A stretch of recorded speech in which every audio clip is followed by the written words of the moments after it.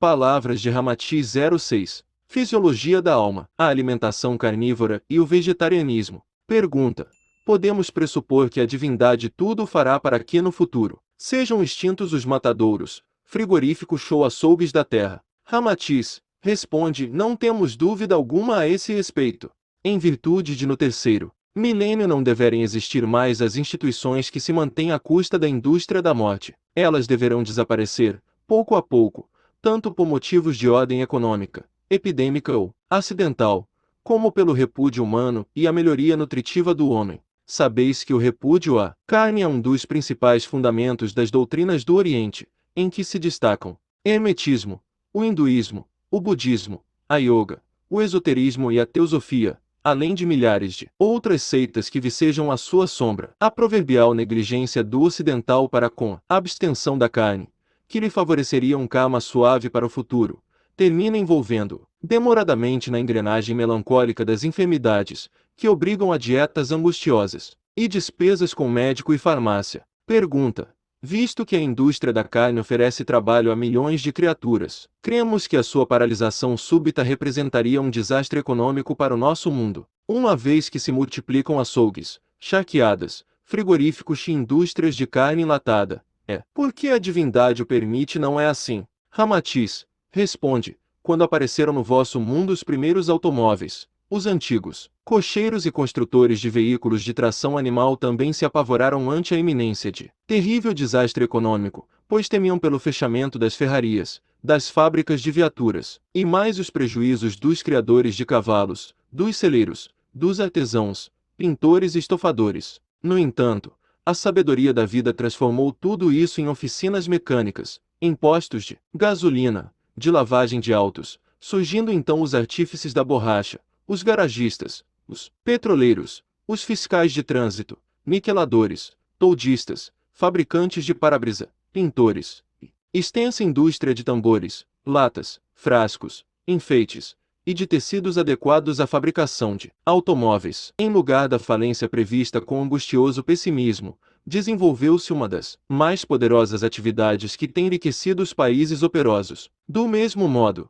a paralisação da fúnebre indústria da carne, além de se tornar inefável bênção para a vossa humanidade, há de favorecer a edificação do mais rico parque industrial de produtos frugívoros, vegetais e seus derivados, capaz de atender ao paladar mais exigente, e que atualmente se encontra deformado pela nutrição cadavérica. A química e a botânica serão chamadas a contribuir decisivamente para a nova riqueza, produzindo os mais variados tipos de frutas, que hão de se transformar em bocados paradisíacos. A suposição de que a divindade está de acordo com a manutenção de açougues e matadouros é consequente de interpretação falsa dos desígnios de Deus. Reparai como se tornam atualmente mais dificultosas as aquisições de carne por parte dos pobres, que se veem obrigados, por isso, a recorrer a outras fontes de alimentação. Ignorais que, à medida que aumenta a dificuldade para o homem ingerir carne, atrofia-se o mecanismo psíquico do desejo carnívoro, que pouco a pouco vai desaparecendo com a abstinência compulsória. Ante a comprovação científica de que a carne do animal cansado, ou com o seu metabolismo perturbado, provoca também perturbações nos que ingerem, porque ficam aumentadas as toxinas que circulam no sangue, já devíeis ter percebido que todas as vezes em que ingerides carne estareis absorvendo um pouco do veneno do animal. Os médicos estudiosos poderão notar que o recrudescimento de surtos amebsíacos e das infecções inespecíficas do cólon intestinal, inclusive as ulcerações e fístulas retais, eventos hemorroidários e aumento de viscosidade sanguínea, são causados, em parte, pelo uso imoderado da carne de porco, em vista do aumento constante dos indivíduos hiperproteinizados, cujos cadáveres povoam os cemitérios, em consequência de síncopes, infartes e derrames cerebrais. Em breve ouvireis o grito alarmante da vossa ciência médica: evitem a carne de porco. Pergunta: mas, deixando de lado a indústria da carne, propriamente dita, não considerais os vultosos prejuízos que decorreriam da extinção dos matadouros ou charqueadas, devido à falta de matéria-prima para o fabrico de artefatos de couro? Ramatiz responde: dificilmente conseguis compreender as divinas mensagens que Deus vos envia, solicitando-vos a modificação de velhos hábitos perniciosos e oferecendo, em troca, outros meios mais valiosos e que atendem à substituição desejada. De há muito que proliferam, no vosso orbe as indústrias abençoadas do nylon, e de outros produtos de manufatura plástica, capazes de substituir com êxito a mórbida fabricação de artefatos de couro arrancado ao infeliz animal. No terceiro milênio não serão mais preferidos o sapato, a bolsa, a carteira ou o traje, confeccionado com a matéria-prima sangrenta, que estimula hoje a indústria da morte. Hoje mesmo, no tocante aos acessórios de vossa alimentação, o azeite e a banha de cocô já substituem a repulsiva gordura cultivada no chiqueiro e no charco de albumina do porco. Pergunta: quer isso dizer que o terrícola, no futuro, tornar-se-á exclusivamente vegetariano? Não é assim. Ramatiz responde: não tenhais dúvida alguma. Esse é um imperativo indiscutível para a humanidade futura. O progresso econômico à base da indústria da morte, no fabrico do presunto enlatado, do pâté de foie gras, que é pasta de fígado hipertrofiado de ganso ou galinha, dos cozidos de vísceras saturadas de ureia do boi pacífico, ou dos repulsivos chouriços de sangue coagulado, tudo sob invólucros atrativos, não consta dos planos siderais para atender às necessidades do mundo no terceiro milênio, assim como vos horrorizais ante a antropofagia dos selvagens, que devoram músculos e trituram nos dentes as tíbias dos seus adversários, o que, sob o vosso código penal, seria considerado crime horroroso, no futuro, quando imperarem as leis áureas de proteção às aves e aos animais. Também serão processados criminalmente os virtuosos civilizados, que tentarem devorar os seus irmãos menores para adquirir as famosas proteínas. Pergunta: mas já existem, em nosso mundo, algumas sociedades de proteção aos animais e às aves, o que nos parece provar já haver sido dado um grande passo para o estabelecimento do regime vegetariano na Terra. Que dizeis a esse respeito? Ramatiz responde: consideramos louvável tal empreendimento, mas a maioria dessas sociedades só se preocupa, por enquanto, com a regulamentação da caça ou apenas com os maus tratos para com os animais de carga e de transportes. A verdadeira sociedade de proteção ao animal e à ave, que pretenda realmente se enquadrar nos cânones divinos, terá que lutar tenazmente para que se evite a morte do infeliz ser que ainda é sacrificado para atender às mesas dos civilizados. Paradoxalmente, muitos dos vossos contemporâneos que superintendem as sociedades de proteção aos animais são comedores de carne e, portanto, cooperadores para que prossigam a carnificina nos matadouros e as chacinas nas chaqueadas, onde o sentido utilitarista desconhece a mansuetude, a piedade e o amor. Não duvidamos de que possais chegar, um dia, ao ridículo mesmo de comemorardes os aniversários das instituições terrenas, de proteção aos animais e às aves, sob festiva e suculenta churrascada de carne de boi sacrificado na véspera, e onde os brilhantes oradores hão de proferir discursos sobre a lei da caça ou o amor ao animal, enquanto o magarefe prepara o apetitoso filé no espeto, ao tempero da moda. A questão de se restringir a caça a uma época determinada do ano, longe do período de procriação da ave ou do animal, não identifica proteção alguma ou prova de piedade para com esses seres. É apenas extremoso cuidado para não se extinguirem prematuramente as espécies, reservadas à destruição pelos caçadores, em tempo oportuno. A piedade e a proteção aos pássaros ou animais das selvas, só as demonstrareis com absoluta recusa ou proibição de matá-los em qualquer período do ano. A oficialização de época apropriada para a matança de pássaros e de animais indefesos é apenas um subterfúgio, que não vos eximirá,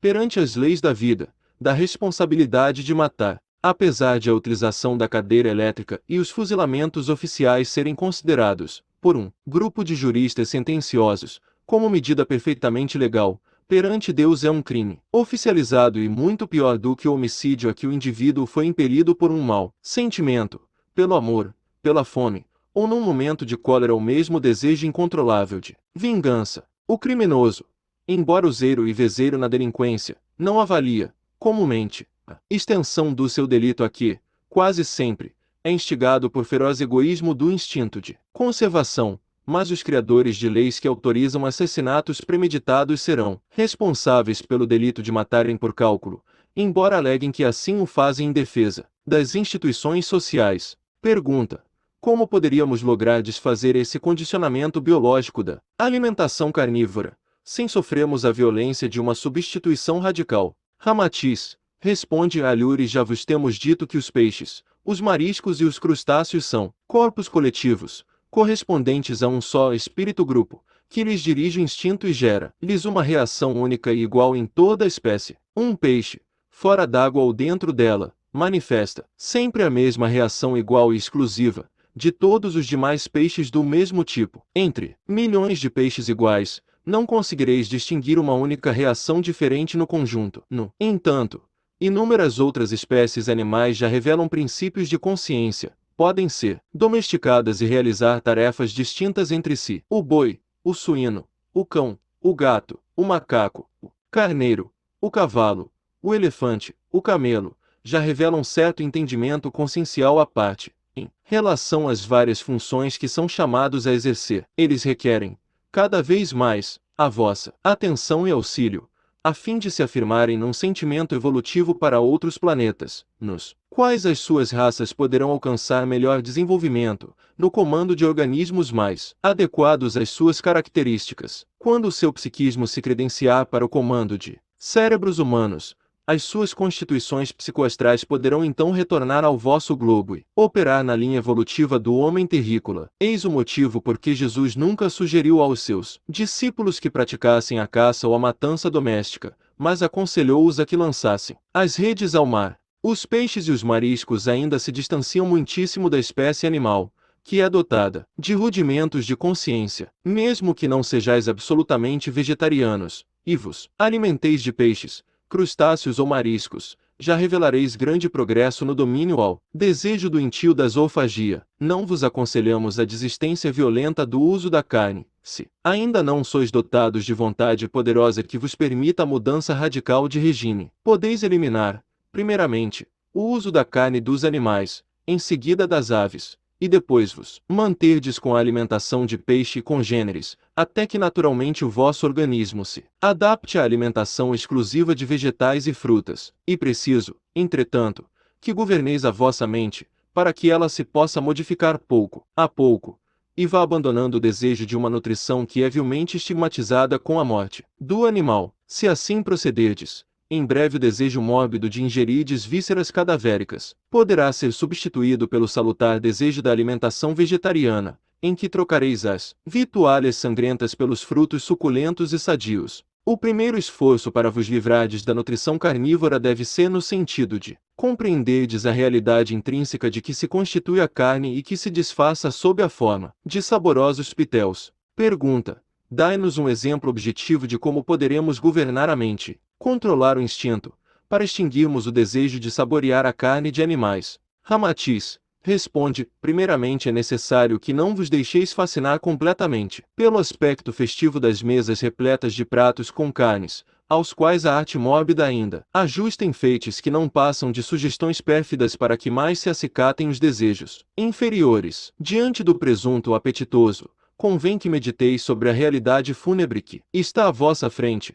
Aqui recordar a figura do suíno metido no charco, na forma de mal cheiroso e detestável monturo de albumina, suarento, balofo e imundo, que depois é cozido em água fervente, para dar-vos o presunto, rosado e cheiroso. Ante o churrasco, delicioso, não vos deixeis seduzir pelo cheiro da carne a crepitar sob apetitoso condimento, mas considerai-o na sua verdadeira condição de musculatura sangrenta, que durante a vida do animal eliminou o suor acidulado pelos poros, verteu toxinas e ureia, figurando, também, como a rede microscópica, que canaliza bacilos de todos os matizes e de todas as consequências patogênicas. Na realidade, o vosso estômago não foi criado para a macabra função de cemitério vivo, dentro do qual se liberta a fauna dos germes ferozes e famélicos e se desmantelam as fibras animais, se não vos deixardes dominar pelo impulso inferior, que perverte a imaginação e vos ilude com a falsidade da nutrição apetitosa. Cremos que em breve sentir-vos-eis libertos da necessidade de ingestão dos despojos animais,